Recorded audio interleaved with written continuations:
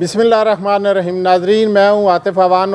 PTI के कारकुनों के लिए, पीटीआई जमात के लिए खुशखबरियों के ढेर लगना शुरू हो गए हैं। यके बाद दीगरे अदालतों से रिलीफ मिलना शुरू हो गया है। कल सुप्रीम कोर्ट ऑफ पाकिस्तान ने एक बड़े केस का फ़ैसला दिया और पीटीआई को मखसूस नशस्तों के हवाले से नशस्तें अलाट करने का हुक्म दिया है इलेक्शन कमीशन को। आज एडिशनल सेशन जज रावलपिंडी ने एक और बड़े केस का फ़ैसला सुना दिया है। इद्दत केस का फ़ैसला सुना दिया गया है और ट्रायल कोर्ट की जो कार्रवाई थी उसको कालादम करार दे दिया गया।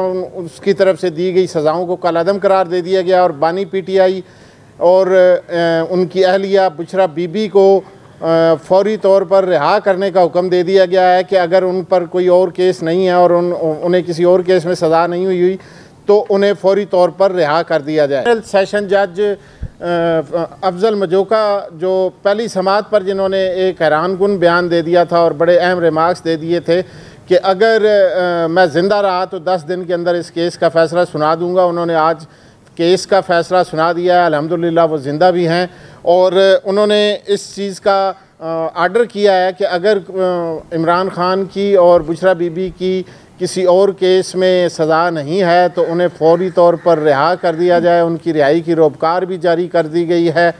जबकि आपको बताता चलूँ कि इमरान ख़ान की फौरी रिहाई अभी मुमकिन नहीं है। इसकी वजह यह है कि इंसदाद दहशतगर्दी लाहौर की अदालत ने 2 रोज़ पहले 3 मुकदमात में उनकी अबूरी ज़मानत जो है वो मनसूख कर दी थी और 9 मई के मुकदमात में उन्हें जो है उनकी वो अबूरी ज़मानत मनसूख हुई और वो उनकी गिरफ़्तारी भी उसमें डाल दी गई है। इसलिए फ़ौरी तौर पर तो इमरान ख़ान की रिहाई मुमकिन नहीं है।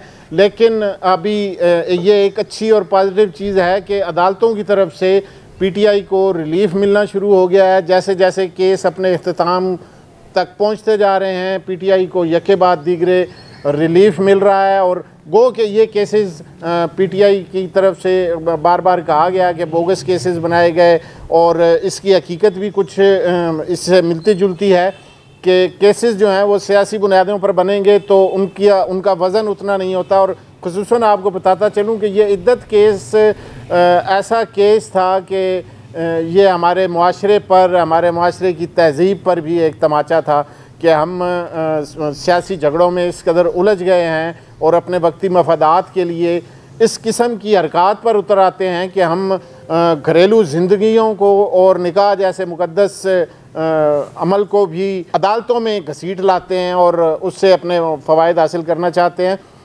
ये रविश जो है वो कतई तौर पर मुस्लिम मुआशरे की रविश नहीं है। ऐसी आदात से, ऐसी हरकत से जो है वो इज्तनाब करना चाहिए। अदालतों को भी इस किस्म के केसों की और इस किस्म की चीज़ों की जो है वो हौसला शिकनी करनी चाहिए।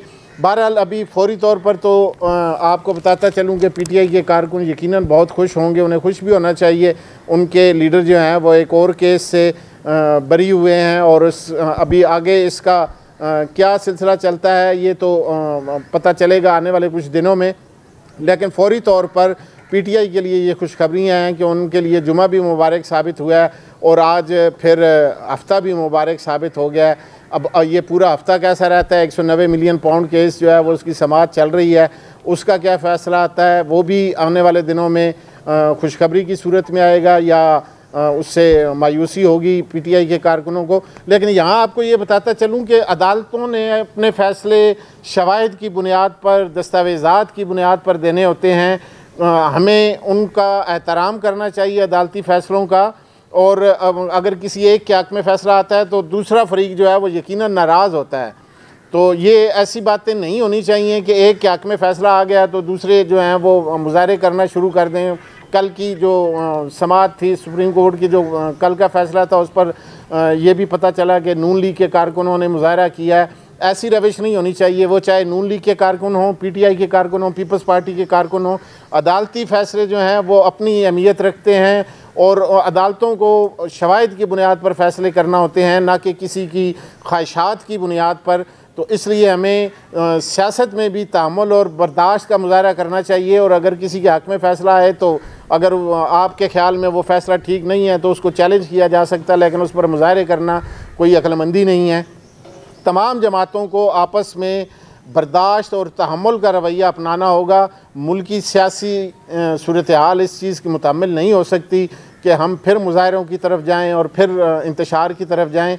ऐसी सूरत हाल से इज्तनाब करना चाहिए। दूसरी जानिब आपको नाज़रीन एक और खुशखबरी भी देता चलूँगा कि ये इसको खुशखबरी कहना ठीक भी है या नहीं, लेकिन फिर भी अभी मुआशी हालात जो पाकिस्तान के चल रहे हैं उस हवाले से एक बड़ी खबर जो है वो आज वो भी सामने आई है कि पाकिस्तान और IMF के माबैन जो है वो स्टाफ लेवल का मुआहदा हुआ है, $7 अरब का मुआहदा हुआ है।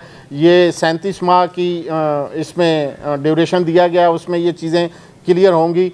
तो पाकिस्तानी मईशत के लिए भी एक, जहाँ PTI के लिए अच्छी खबरें मिल रही हैं, वहाँ पाकिस्तानी मईशत के लिए भी यकीनन अगर $7 अरब आते हैं तो पाकिस्तानी मईशत को संभाला देने में, हुकूमत को अपने मामलात चलाने में आसानी होगी।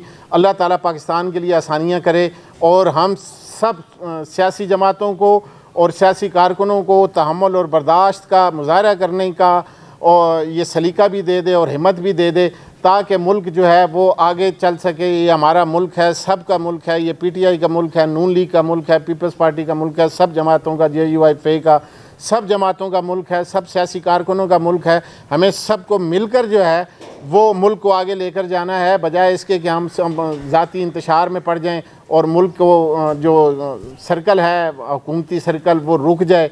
ऐसी सूरत हाल नहीं होनी चाहिए। तहम्मुल और बर्दाश्त का मुजाहरा करना चाहिए। अगले व्लॉग के साथ फिर हाज़िर होंगे इंशाअल्लाह। अल्लाह ने के बाद।